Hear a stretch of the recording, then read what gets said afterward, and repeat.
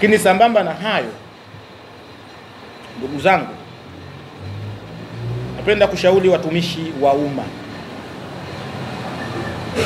waliokuwepo katika taasisi zetu za umma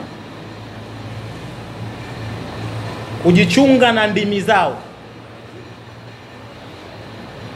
Ulimi unaweza ukajenga kitu kikubwa sana, na ulimi unaweza ukabomoa kitu kikubwa sana. Wanatakiwa ikiwezekana hata vikao vyao vya ndani. Waandishi wa habari mna haki ya kupata habari kwa mujibu wa sheria. Lakini haki hiyo mnaipataje? Je, mna haki ya kukaa kwenye vikao vya ndani na serikali inazungumza siri zao na nyinyi mko pale?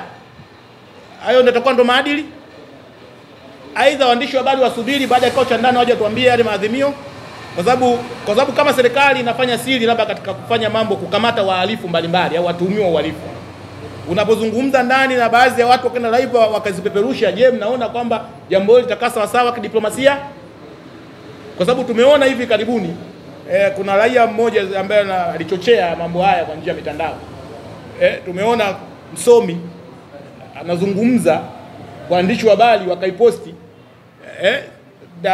na alisema kwamba miongoni mwa maagizo alikuwa ni hayo. Nadhani mheshimiwa kama rais baada ya kumwapisha alimpa maagizo ya siri kwamba bwana, kuna hivi vitu vimechochea, vimeleta haya maafa na lazima watu hawa watuhumiwa washughulikie ipasavyo, vikaja hata kuleta taharuki kwenye jamii.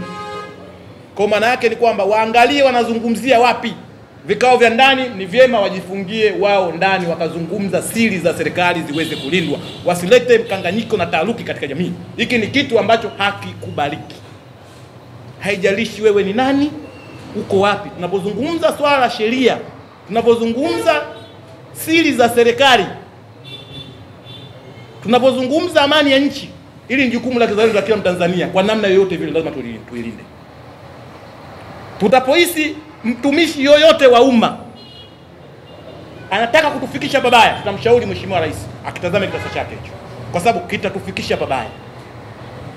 Kwa hiyo ni vyema sana, kwa sababu hotuba ya mheshimiwa rais ilieleweka vizuri kwamba huu sio wakati wa mapambano, ni wakati wa maridhiano. Tuchague hekima baada ya mihemko. Hivi vitu vingine vinatokea wapi? Mimi nimewasifu baadhi ya viongozi ambao wamekaa kimya. Tunasubiri kwamba waheshimiwa wateule ambao ni wabunge mbalimbali waweze kula kiapo, tupate waziri mkuu, tupate spika, tumsikilize mheshimiwa rais atasema nini.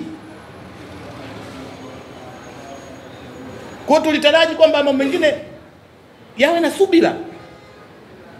Alafu tuangazie sasa tunafanyaje kuleta taifa kwa pamoja, kusamini utu wa Mtanzania na sio matamko ambayo yataleta miemko. Kwa hivi ni vitu ambavyo napenda sana kuvisisitiza.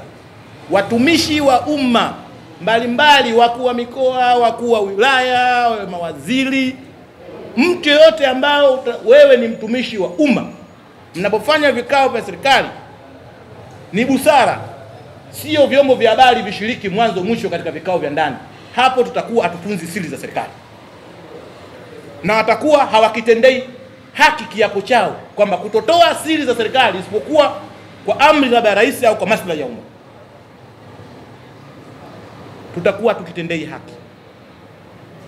Hili niliona ni lazima tupigilie msumari. Lazima tupigilie msumari. Wito wangu mwingine kwa maofisa wote wa umma, haijalishi upo katika taasisi gani ya ulinzi, wale ambao wamefanya vitendo ambavyo vimeonekana kabisa hivi vinakiuka haki ya kuishi, haki ya uhai kwa mtu, hatuwezi, nyumba ya mfalme hataki kuwa natuma hata kidogo.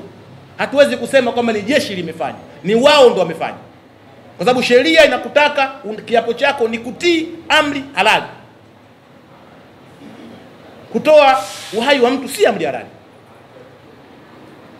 Katiba imesema haki ya kuishi. Hiyo ni haki ya wajibu, ni haki ya asili, toka kuumbwa na kuzaliwa kwa mwanadamu, ni haki. Tumewaajiri, wanalipwa mishahara ya umma kwa kodi zetu, ni kwa sababu ya kutulinda. Huo ndo ukweli. Inapogeuka hapo tafsiri yake ni kwamba umevunja sheria, umevunja katiba. Akifanya mwananchi wa kawaida, tutamshtaki kwa mauaji. Sasa iweje ofisa ambayo umeapa kulinda hicho kitu ufanye tukuache? Ofisi ya mashtaka ya taifa ikuache wai, na ile ni ofisi ya taifa ya mashtaka na sio ofisi yao. Tunasema ofisi ya DPP, lakini ni ofisi ya taifa ya mashtaka.